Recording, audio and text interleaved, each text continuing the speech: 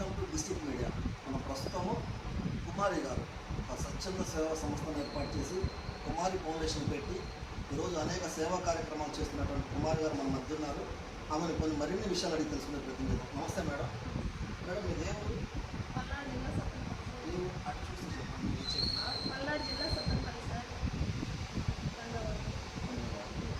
మీరు ఈ సేవా కార్యక్రమాలు ఎప్పటి నుంచి చేయాలనుకుంటున్నారు, ఎప్పుడు చేస్తున్నారండి?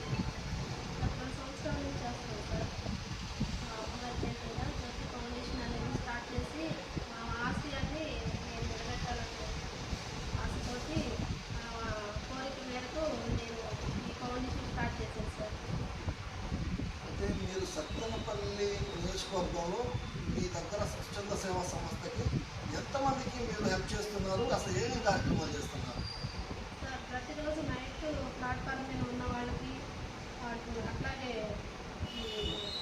బస్ స్టాండ్లో ఉన్న వాళ్ళకి ప్రతిరోజు నేను ఫుడ్ అందిస్తూ ఉంటాను. మొక్కల కార్యక్రమాలు రోడ్ సైడ్ మొక్కలు కార్యక్రమం చేస్తూ ఉంటాను.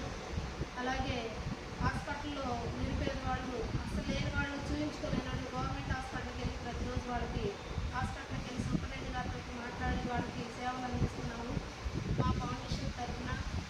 అలాగే వాళ్ళకి వెళ్ళి పరామర్శించడం, వాళ్ళకి అందుబాటులో ఉండడం, వాళ్ళకి మన వల్ల ఇది ఉపయోగపడింది అన్నది ప్రతిదీ నేను అందుబాటులో ఉండి వాళ్ళకి చేస్తూ ఉంటాను సార్. మీకు స్వచ్ఛంద సంస్థ ఎందుకు పెట్టాలనిపించింది, ఇలాంటి ప్రజాసేవ ఎందుకు చేయాలనిపించింది? మా అమ్మగారి ఆశయం, మా అమ్మగారికి కోరికలు సార్.